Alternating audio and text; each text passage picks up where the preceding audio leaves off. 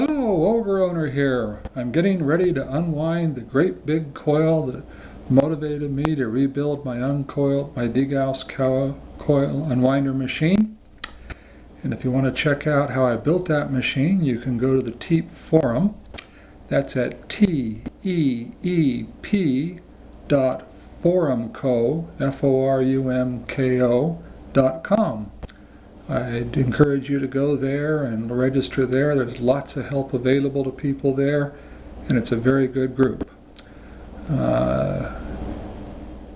So this is going to be to document the unwind of the great big coil that motivated me to rebuild my Jigs coil unwinder machine. As an update to my last video, I'll pan down here and show you the 40-something coils that I've unwinded. Each one of those stacks there is 10 coils. I've got 2 over here where I managed to nix some wires, and then 5 that are extra that don't fit into a coil of 10. So lots of coils there to put on various machines to unwind to make Bedini coils. But the next thing you see is going to be me set up with the great big coil, and I'm not going to torment you with the entire wind. I'm going to pause the video and just put it on at critical moments during the unwind. Okay, here's the big coil that motivated me to rebuild my Jigs winding machine. This guy's easily 3 feet, easily 6 feet in diameter. And you notice this morning I'm wearing some pants that have great big holes in the knees and etc. that I don't care about, because here I cannot put a towel down. For this coil, what I'm going to try and do is keep the wire taut by spreading my knees apart. I'm going to have to come out with some way. Probably what I'll end up doing is using my feet to step on the coil as I pull it in, and that'll keep the coil taut as I begin to unwind. Alright, looks like they've started the winding here with their tape up near where the wires come in. So this begins now the unwinding process, and I've got tape here and I'm unwinding. I'll pause it now and then pan down a little bit so you can see the unwinding as I go at various places.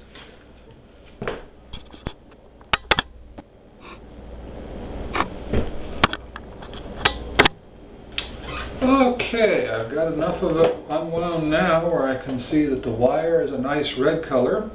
They've used yellow tape to do it, and it looks to me like the wire is big enough to be maybe 22 gauge.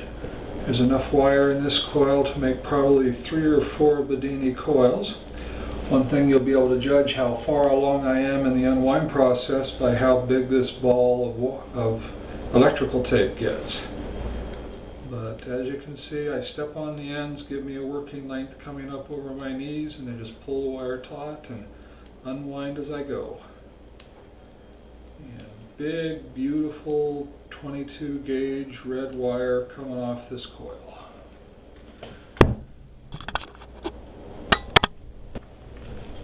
Okay, I'm about a quarter of the way done.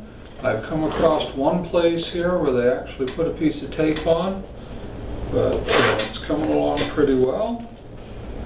And as you can see, the ball of tape in my hand's getting pretty big because this is a big, long coil. This coil came from a 27-inch television.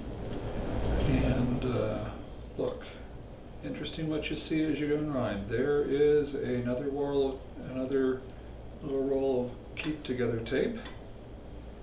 And I don't know if you can see it, but here's where the wire does something crazy. So once again, using a knife to slit the stuff and peel it and just peel the tape off is a real bad idea, because you never know what the wire down inside this coil is going to do. I've come to the conclusion after unwinding as many coils as I have that the coil winders do not put the wire on under tension.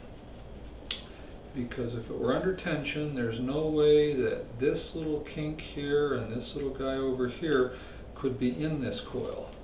So they just put it on there, spooling it off and letting the kinks and etc. go right onto the coil. So if you were to use a knife and try and cut this or score this tape to be able to just peel this tape off all the way around, you would nick the wire and kill the wire in some places. So if you want to take the chance of killing the wire that you are trying to harvest to make coils with, then by all means go ahead and use a knife. Right now I've got my rubber-soled shoes on a stone floor, so I don't think I'm putting enough pressure that I'll be able to scrape any of this insulation off. But as you can see, it's coming across my lap and pretty good tension on it, so that I can just unroll and unroll, and hey, I'm now about halfway done. So, oh well, back to my thought I was talking about there. This is the only way you can be sure that you're getting off wire where the insulation is intact and everything's good. You have to manually unwind this tape. If you try and cut it with this tape with a knife, you're going to nick your wire or cut your wire, or I mean, it's just not worth it, because if you're spending all the time and effort to get the wire off, then you want to, you need to unwind it. It's all there is to it. You cannot cut this tape off. It has to be unwound to preserve the insulation of the wires. Pause now.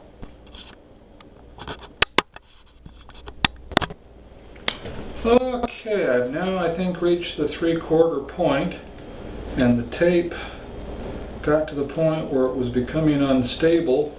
So I turned the tape sideways, and I've now got what looks to be a Apollo mission lunar module built out of tape.